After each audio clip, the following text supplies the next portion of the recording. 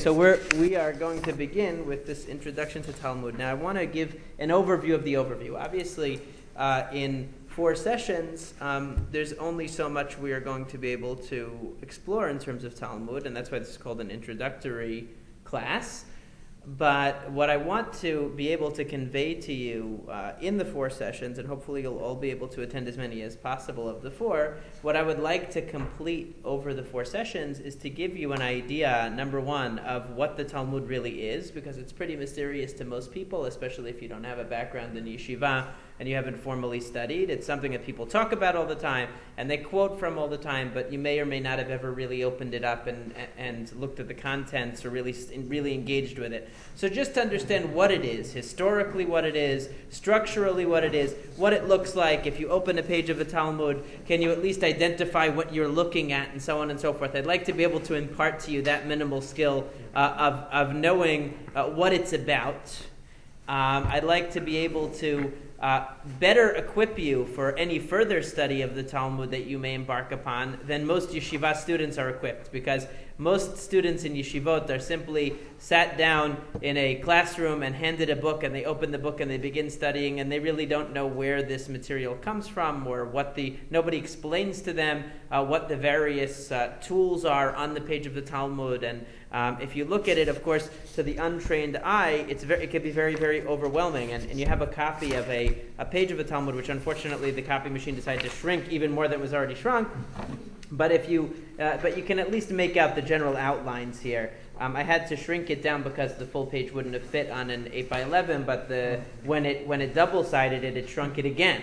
So it cheated us a little bit, but you can see that there's a lot of it's a busy page. It's not a simple page, and it's really the middle of the page that is the Talmudic text itself, and then you've got all kinds of different commentaries, actually more than it seems at first are there. There are a lot of different forces at work on the page of the Talmud, and that's just the front page of the Talmud. In the back of the Talmud, if you look at any full Talmud, these are the abbreviated ones for students, but if you look at a full Talmud, the Talmud ends somewhere around here in the book, and then all of this is additional material in the back. So we're talking about a lot of material, and it can be very overwhelming. And most people are never really sat down and never really have explained to them the mechanics and what's going on and who are these personalities. And people think that Rashi and the Mishnah all came at the same time and things like that. They don't have a sense of the history and the development and where all of the material came from. Did the rabbis sit around and kind of whittle out their own ideas of how Judaism should be practiced and pull it out of thin air? What's the context of the Talmud and how do we come to it? And part of the difficulty of the Talmud is that it doesn't provide any context. Unlike some other books, even some other Jewish books in our tradition that have an introduction and orient you to the content, the Talmud does not provide us with any orientation whatsoever. It is written for the initiated. It's not really written to initiate you. So if you are not an initiated one, you are going to have a very, very difficult time entering the world of the Talmud. And of course, we are very fortunate to live now in the 21st century, where in the past 30 years or so, a lot of English materials on Mishnah and Talmud have been published and have made it easier for the contemporary curious person to study the Talmud and to have some exposure to it. But one of the things to keep in mind about the Talmud, and as we move forward, we'll see more and more of this, is that the Talmud was considered to be the intellectual lifeblood of Judaism. If you think about the greatest intellects of the Jewish people, the Nobel Prize winners and Albert Einsteins and so on and so forth of our history, the greatest minds of the Jewish people spent their lives plumbing the depths of these texts. So we shouldn't take them lightly. We should recognize that there's a tremendous amount of depth here, and that a lifetime could be spent exploring the nuances of the Talmud. In fact, a very famous Rabbi Soloveitchik of blessed memory, who was probably the premier leader of modern Orthodox Jewry in America in the 20th century, once stated that on one page of the Talmud, there's no more depth and wisdom on one page of the Talmud than in the entire book of Immanuel Kant, who I'm sure you're familiar with, right? And he knew what he was talking about because he was a philosophy, he had a doctorate in philosophy, and his expertise was in the German philosophy. So he said that in one page of the Talmud you find more depth and more profundity than in the entire work of one of the greatest philosophers probably of all time. So that speaks and that's coming from somebody who was equally well versed in both disciplines. So we're speaking about a work that has engaged the greatest minds, that has the potential to engage our minds on some level, and we shouldn't sell it short and assume that it's simpler than these great minds have considered it.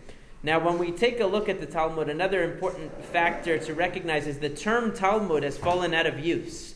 And there are many reasons given for this. The Talmud is actually comprised of two parts. And the first part is the one we're going to spend most of our time talking about tonight, because I would like us to take layer by layer, so we have a real clear perspective by the end on the development and the structure of the Talmud. So what we're going to be talking about tonight is the first part of the Talmud, which is the Mishnah.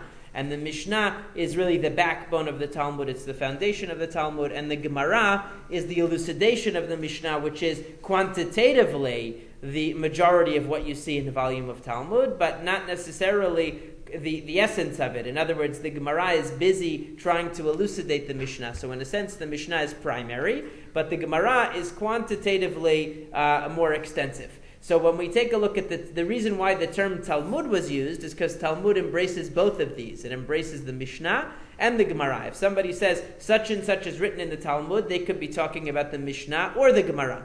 So what's happened nowadays? Nowadays people just refer to Gemara. They'll say we're going to study Gemara.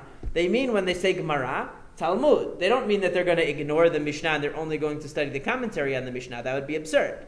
But the term Gemara became popular because the term Talmud became it became a kind of hot button term to use while the Jews were being persecuted, because the Talmud, especially in Europe and during the Inquisition and later, the Jews were treated very harshly because they referred to their study as Talmud, which means the ultimate study, the ultimate intellectual activity. Talmud really gives, expresses the seriousness and the importance that we assign to this study, and so therefore it was considered to be a little bit controversial, distasteful, whatever, politically incorrect, I guess we would say. So therefore the term Gemara came to be used. The term Gemara means more like tradition, that which is passed on from teacher to pupil. So when we talk, but what we're talking about is Talmud Bavli, the Talmud, the Babylonian Talmud. And there were two Talmuds. There's only one Mishnah, which makes it also a little bit more complicated. There's only one Mishnah. There's only one. But there are two Talmuds. There's the Talmud Bavli, which is the Babylonian Talmud, the one that we are going to discuss, and which is the one that is most commonly studied, almost exclusively the one studied nowadays, and that's been true for many centuries. And then there's something called the Jerusalem Talmud, which they used to call the Palestinian Talmud, but you can probably figure out why that term became unpopular, and they reverted to the correct Hebrew usage, which is Talmud Yerushalmi, which is Jerusalem Talmud. But while Israel was being called Palestine and they wanted to refer to the Talmud of the land of Israel, they called it the Palestinian Talmud. Now most people call it the Jerusalem Talmud. Again, perhaps for other reasons of semantics and associations to that term and political issues and so on, we don't have to go into. But what's the literal translation of Talmud? Talmud means learning. That's why it was considered to be kind of arrogant of the Jews to say, this is learning, what you guys are doing, I don't know what that is, That's something else. So that's why it became politically incorrect. Whereas Gemara is a little more modest, because it means like tradition, that which is passed on. Okay, we can believe tradition, heritage, but Talmud, you're already claiming that this is the Talmud, this is the study of studies to be engaged in. Gemara also means conclusion. Right, but not as much in Aramaic. In Aramaic, Gemara usually means like a tradition. In Hebrew, ligmor means to finish. Why there's an overlap, I'm not sure, but the use is different. Sometimes the Aramaic use is the reverse of the Hebrew use. So, for example, the root shin chaf chet in Hebrew means to forget something, but the root shin chaf chet in Aramaic means to find something, exactly the opposite. So it doesn't always follow the same pattern. But anyways, the point is that Talmud is considered to be, by the greatest minds in Jewish history, a very formidable intellectual activity to be engaged in and a very formidable subject matter to be studying. So we shouldn't take it lightly. But we do have the benefit of being able to enter into it slowly, step by step, and to get a taste of it. And like I said, I would like to give you, first of all, a sense of what the Talmud is about and where it comes from and why it's important. I'd like to give you a little bit of a sense of what the structure of the Talmud is, and especially of the Talmudic page, which will put you leaps and bounds ahead even of typical yeshiva students who have not received this kind of education. And third of all, I would like to awaken within you some interest to pursue further knowledge of the Talmud, because there's only so much we can do in a small number of sessions, and obviously there's a lifetime's worth of knowledge to be discovered here. But just to open up with what the Talmud is, and again, whenever we say Talmud, we're talking about these two parts. We're talking about this Mishnah and this Gemara, which we're going to explain in a moment. We are talking about what is also referred to as Torah shebe'al peh, which was called the oral tradition, the oral Torah. And it is clear to all those who know a little bit about Jewish history that there was a period when all the contents of the Talmud were orally transmitted from teacher to student. And then, of course, there was a period where they were committed to writing.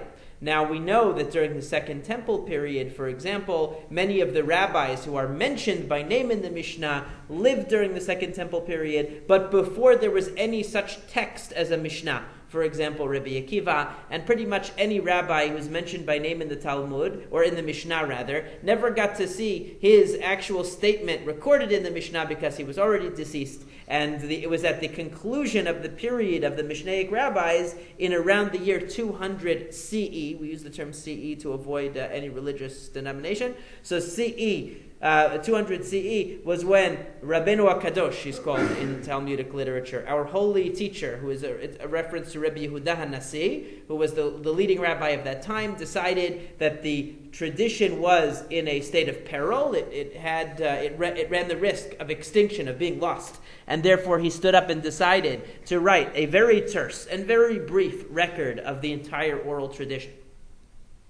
This record of the oral tradition was, as you would know if you ever tried to study Mishnah, completely indecipherable without a context. So it was obviously never really intended to stand alone. And this, in fact, Maimonides explains in the first sheet that I gave you. If you have the sheets, I could see if the copy machine also provided us with additional sheets. Let me check.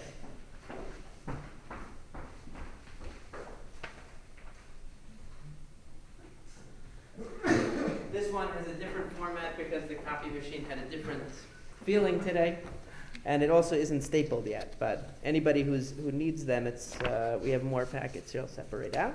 The Maimonides gives us a context because that was what Maimonides was all about. He devoted his life to creating a context for Judaism where up till then all of the context was implicit, and anybody who wanted to try to get their bearings needed an education from the ground up. So Maimonides would come along, and he always provides us with a systematic context, with a big picture. And that's what he says here. All the commandments that were given to Moshe at Sinai were given together with their interpretation, as it is written, and I will give thee the tablets of stone. They say the tables of stone. That's a very old kind of English usage. And the law and the commandments. So what are all of these things? It sounds superfluous. It's v'yatna lecha et luchot ha'even, the tablets of stone, v'hat Torah, and the Torah, which means the instruction, v'ham mitzvah, and the commandment. What is the difference between these different subjects? The law refers to the Torah, refers to the written law. V'ham mitzvah the commandment refers to the interpretation of the law. And how would we get this? Because Torah refers to the text itself. It talks about when Moshe explains the text, it says he explains the Torah, the Sefer Torah. The Sefer HaTorah is the book of law. The mitzvah means the application. How does it actually translate into real life? Because as we've mentioned in the past in other contexts, we know that a text can't really have an influence on people. All that can have an influence on people is their understanding of the text. And if you read the text differently than another person reads it, the impact it's going to have on you will be completely and possibly, it could even be contradictory to the impact that it has on another person. So it's not just what the words say, but it's how you understand the words. And of course, some people in modern times have taken this to an extreme, and they believe that the original intent of the written word is completely irrelevant, and we should just go by however we read it and whatever it means to us. Whatever we read, we should just filter through our own sensibilities and interpret it. And whatever our interpretation is, it's more important than the original meaning of the text as it was put down by the author. I think that that's an extreme position, but that holds a lot of currency in modern academia. But that's why we're not in modern academia. We're in Magen David Sephardic Congregation learning about our tradition. So the intermediate position is